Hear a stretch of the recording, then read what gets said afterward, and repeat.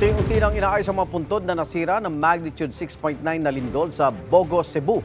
Kakaunti naman ang nagtitinda ngayon sa mga sementeryo dahil takot pa rin ang mga taga roon sa patuloy na aftershocks. Live mula sa Bogo, Cebu, naunang balita si Fe Marie Dumabok ng GMA Regional TV. Fe!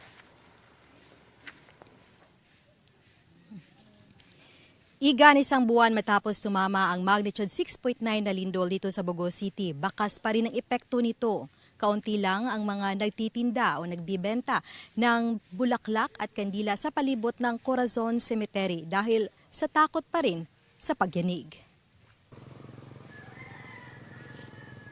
Ang dating linya at punuan ng mga mesa sa tabi ng kalsada rito sa Barangay Sambag, malapit sa Corazon Cemetery, nasa 2 na lang.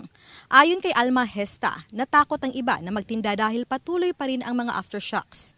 Ang iba naman, wala pa raw kapital para sa mga ibibenta dahil sa tindi ng pinsalang natamo ng kanilang mga bahay. Ang ilan sa mga nasirang puntod dito sa Corazon Cemetery, unti-unting inayos ng pamunuan ng sementeryo.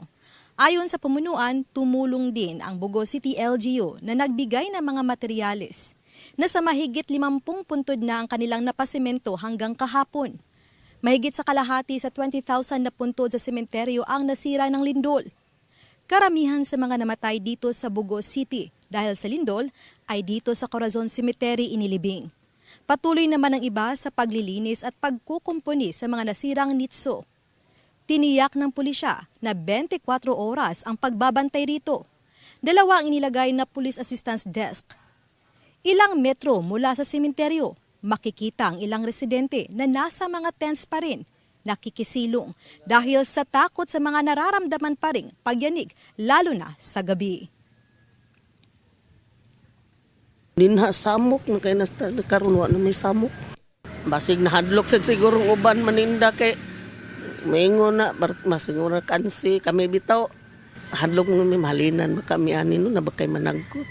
Kay kuan linog baya mahadlok ba yung tao mo gawas na. Igan, maaga pa man pero mangilan-ngilan na ang maagang bumibisita rito sa Corazon Cemetery upang ipagpatuloy ang paglilinis at pagkukumpuni ng mga nasirang puntod. Inaasahan ang dagsa ng mga bibisita rito sa mga yumaong mahal nila sa buhay bukas, November 1. Igan? Maraming salamat, Fe Marie Dumabok ng GMA Regional TV.